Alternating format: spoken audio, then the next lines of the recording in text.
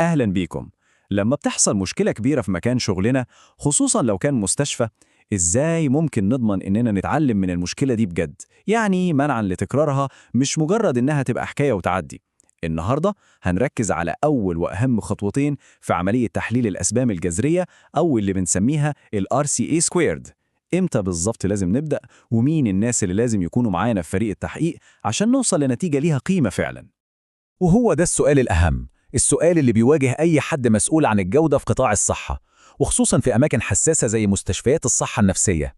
لما بيحصل حدث جسيم، إزاي نضمن إن التحقيق ما يبقاش مجرد شوية ورق بنملاهم عشان نخلص أو عشان نرضي جهة رقابية؟ إزاي نحوله لأداة حقيقية تمنع نفس الكارثة دي تحصل تاني؟ الشرح بتاعنا النهاردة هيحاول يجاوب على السؤال ده. طيب، دي الخريطة اللي هنمشي عليها. هنبدأ بأهمية التوقيت وليه كل دقيقة بتفرق.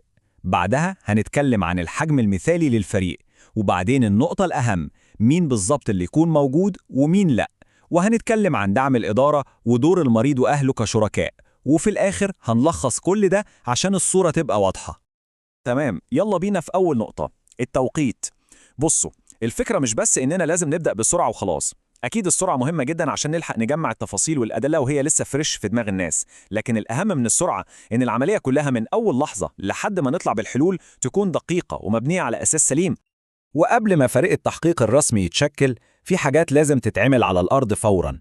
أول وأهم حاجة طبعاً هي رعاية أي شخص تعرض لأذى، وفي نفس الوقت لازم نأمن مسرح الحدث. يعني لو في محاولة إيذاء للنفس حصلت في غرفة، الغرفة دي لازم تتقفل فوراً عشان نحافظ على كل حاجة زي ما هي. أي أجهزة أو أدوات ليها علاقة بالواقع لازم نتحافظ عليها. كل ده بيحصل وإحنا بنلم المعلومات الأولية اللي الفريق هيشتغل عليها. طيب، إمتى بقى التحقيق الرسمي نفسه يبدأ؟ زي ما هو واضح، التوصيات صريحة، خلال 72 ساعة من وقت الحدث. ليه 3 أيام تحديداً؟ عشان بعد المدة دي ذاكرة الناس بتبدأ تخونهم، التفاصيل الصغيرة المهمة بتضيع، وبكده بنخسر فرصة إننا نفهم اللي حصل بجد. والهدف إن التحقيق كله من أوله لآخره ياخد من 30 ل 45 يوم بالكتير. المدة دي بتضمن إن الحلول تتنفذ بسرعة قبل ما تحصل مشكلة تانية. خلصنا كلام عن التوقيت، ندخل بقى على حجم الفريق. وهنا المعادلة بسيطة، زي ما بنقول كده، خير الأمور الوسط. الفريق ما ينفعش يبقى كبير لدرجة إننا ما نعرفش نجمعهم في اجتماع واحد، وما ينفعش يبقى صغير لدرجة إننا نفقد وجهات نظر وخبرات مهمة. العدد المثالي زي ما المتخصصين في سلامة المرضى بيقولوا هو من 4 ل6 أعضاء. كلنا أكيد حضرنا اجتماعات فيها 20 واحد وفي الآخر محدش طلع بقرار. العدد الصغير ده بيخلي تنسيق المواعيد أسهل، وبيشجع كل واحد يتكلم ويشارك بجد، وبيبعدنا عن اللجان الكبيرة اللي ما بتعملش حاجة دي. كل واحد في الفريق الصغير ده بيبقى ليه دور ومسؤولية واضحة. ركزوا معايا هنا بقى، لأن دي أهم حتة في الموضوع كله. ممكن نعمل كل الخطوات اللي فاتت صح 100%، لكن لو اخترنا الناس الغلط في الفريق يبقى كل مجهودنا راح على الفاضي. اختيار أعضاء الفريق هو اللي بيحدد فعلا جودة التحليل والنتيجة اللي هنوصل لها في الآخر. التشكيلة المثالية للفريق لازم تكون كوكتيل خبرات متنوع. أولاً، لازم يكون معانا الخبير في الموضوع اللي بنحقق فيه. ثانياً، ودي نقطة ذكية جداً، لازم شخص من بره الصندوق خالص، ده دوره إنه يسأل الأسئلة البديهية اللي الخبراء ممكن يتجاهلوها أو يعتبروها معروفة. ثالثاً، قائد الفريق اللي لازم يكون فاهم كويس قوي منهجية التحليل نفسها. رابعاً، عضو من أرض الواقع، يعني ممرض أو أخصائي بيتعامل مع الحالات دي كل يوم. وأخيراً، مهم جدا وجود صوت المريض، ممثل عن المرضى، بس يكون شخص ملوش علاقة بالواقعة دي تحديدا عشان يقدم وجهة نظر المريض بشكل عام. والجدول ده بيلخص نقطة في منتهى الأهمية. لازم نفرق كويس قوي بين مين اللي بيبقى عضو في الفريق ومين اللي بنعمل معاه مقابلة عشان ناخد منه معلومات. خدوا بالكم كويس في الجدول إن الطاقم الطبي اللي كان متورط بشكل مباشر في الحدث والمريض نفسه أهله محطوط جنبهم لا تحت خانة عضو في الفريق. دورهم أساسي طبعاً، لكن كشهود ومصادر للمعلومات مش كأعضاء في لجنة التحقيق. طيب، حد هيسأل ليه الناس دي بالذات بره الفريق؟ السبب بسيط ومنطقي جدا. وجود الناس اللي كانت في قلب الحدث كأعضاء في فريق التحقيق بيخلق تضارب مصالح. يعني إيه؟ يعني ممكن يحسوا بالذنب فيبالغوا في اقتراح حلول مش واقعية، أو العكس، ممكن يحاولوا يدافعوا عن نفسهم ويوجهوا الكلام بعيد عن دورهم. لما بيكونوا بره الفريق، ده بيضمن إن باقي الأعضاء يقدروا يتكلموا بصراحة تامة ويسألوا كل الأسئلة الصعبة من غير أي حرج. نيجي بقى لنقطة بتبين الفرق بين المؤسسة اللي عايزة تتعلم بجد والمؤسسة اللي بتعمل ده كتأدية واجب وخلاص. المشاركة في فريق تحليل الأسباب الجذرية ده لازم يتعامل على إنه جزء أساسي من الشغل، مش مهمة إضافية بنعملها لما نلاقي وقت فاضي.